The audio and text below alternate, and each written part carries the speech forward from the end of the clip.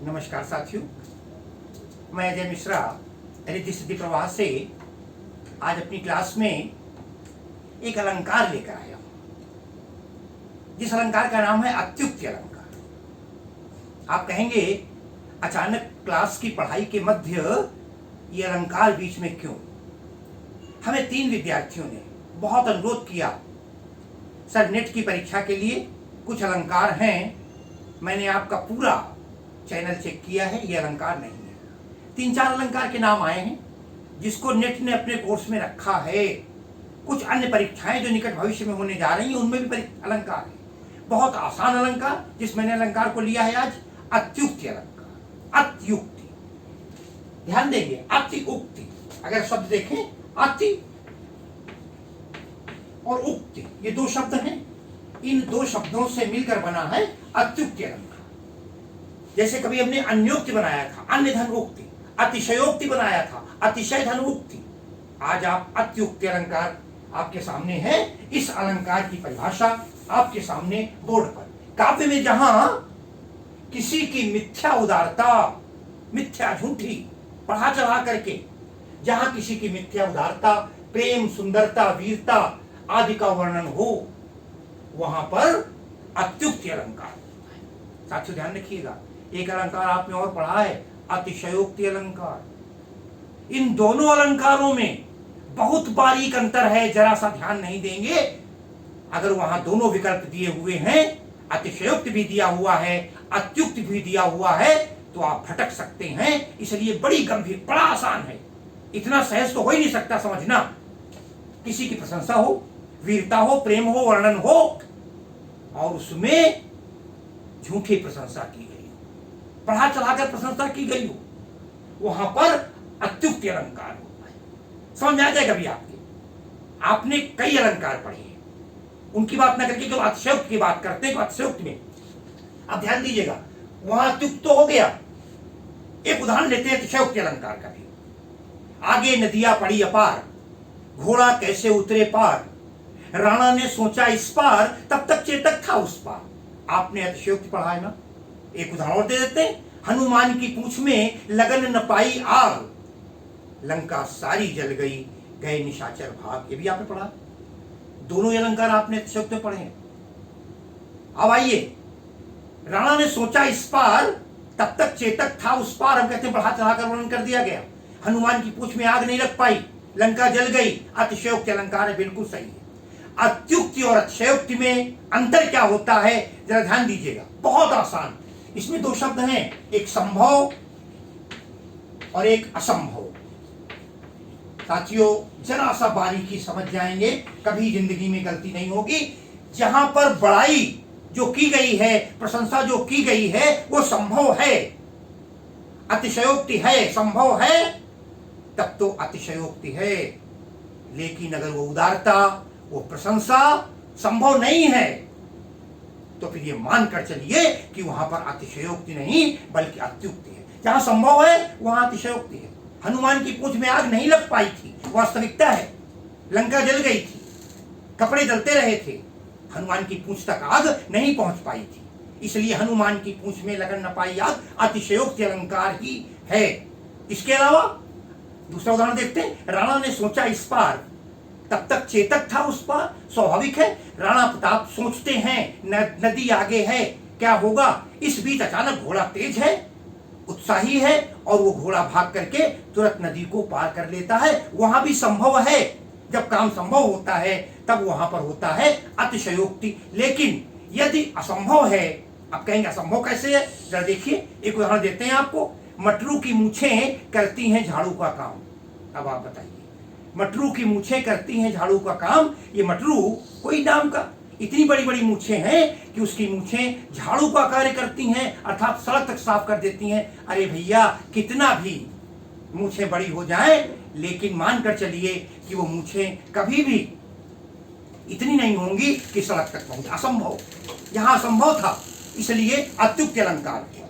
संभव होता, अतिशयोक्ति दोनों हो सकते हैं, ध्यान रखिएगा।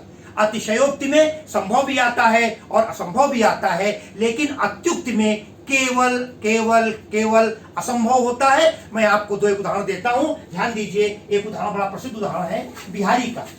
बिहारी की ये नायिका, बिहारी की नायिका इतनी वियोग के कारण दुबली हो गई है, इतनी कमजोर हो गई है कि इत आवत चली जात उत, चली 6-7 हाथ, चढ़ी हिंडोले सी रहे लगी उसासन।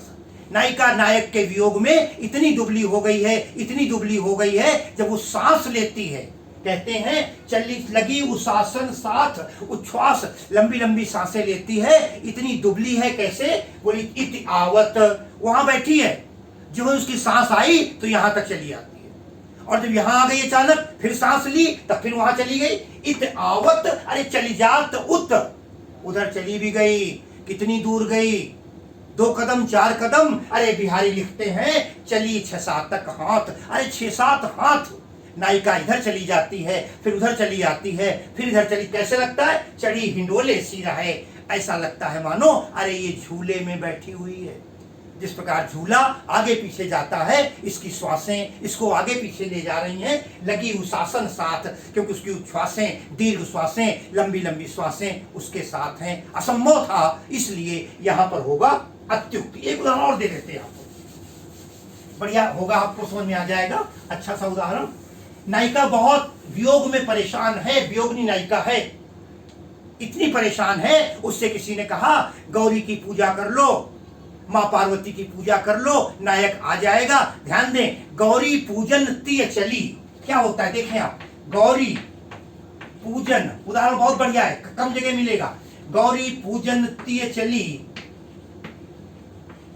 लय जल अक्षत हाथ, लय जल अक्षत हाथ। ध्यान दीजिएगा, गौरी पूजन, गौरी पार्वती जी की पूजा करने के लिए, तीय माने स्त्री, वो वियोगिनी नायिका चली, क्या करके लेके? जय जल अक्षत हाथ, अपने हाथ में जल ले लिया, जल के बाद अक्षत रख लिए, दोनों चीजें अपने हाथ में रख ली हैं। ध्यान रखिएगा, गौरी जी पर चढ़ानी है, यहाँ पर स्वयं नायिका है, सामने गौरी जी की मूर्ति है, अपने हाथों में जल डालती है, उसके बाद उसमें अक्षत डाल देती है, चावल जिसको कहते हैं आप, हालांकि चावल अक्षत में अंतर होता है, लय जल अक्षत हाथ। लेकिन गौरी जी तक पहुंचते पहुंचते क्या हो गया? बोले विरह अनल ऐसी बढ़ी, विरह अनल ऐसी बढ़ी, विरह अनल ऐसी बढ़ी। वियोग की आग उसके हृदय में जल रही है, पूरी तरीके वियोग में जली जा रही है, वियोगाग्नि है। और जब इतनी गर्म आग हो गई कि परिणाम क्या निकला? कभी लिखता है अरे भयो हाथ में भात, भयो हाथ में भात। लीजिए साहब, भात कहते हैं चावल को, पक गए चावल उस जल में ही। तो यहां पर अतिशयोक्ति तो दोनों में है, लेकिन कभी भी इतना संभव नहीं है कि नायिका के हाथों से जो जल पड़ा है और चावल पड़े हैं वो दोनों पक जाएं, इसलिए अत्युक्ति था। एक उदाहरण आपको और बढ़िया दे दें, जा दिन जन्म भयो उदल को।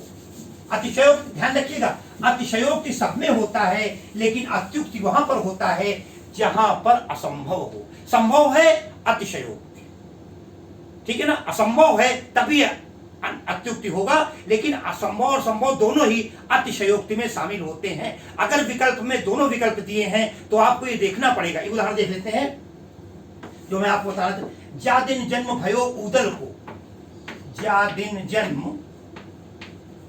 भयो उदल को, उदल को धरती धसी 2.5 हाथ। शायद मैंने ये उदाहरण आपको अतिशयोक्ति में दिखाया था। धरती धसी 2.5 हाथ, 2.5 कहते हैं 2.5 को, 2.5।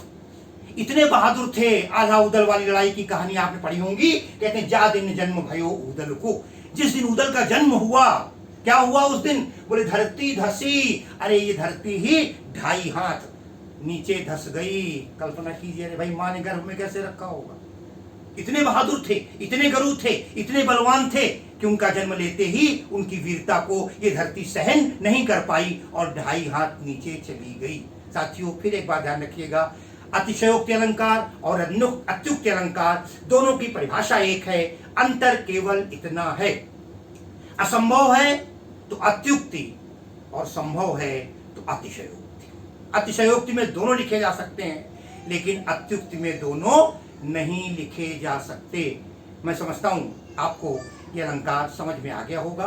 बहुत बहुत आपको धन्यवाद। तैयारी कीजिए, कोई समस्या हो मुझसे पुनः आप संपर्क करें YouTube के माध्यम से। जिन्होंने शेयर न किया हो शेयर करें, लाइक करें, और इसके बाद हमें बहुत बहुत शुभकामनाएं आपकी अगली परीक्षा के लिए। आज की क्लास को मैं यहीं पर विश्राम देता हूं। धन्यवाद।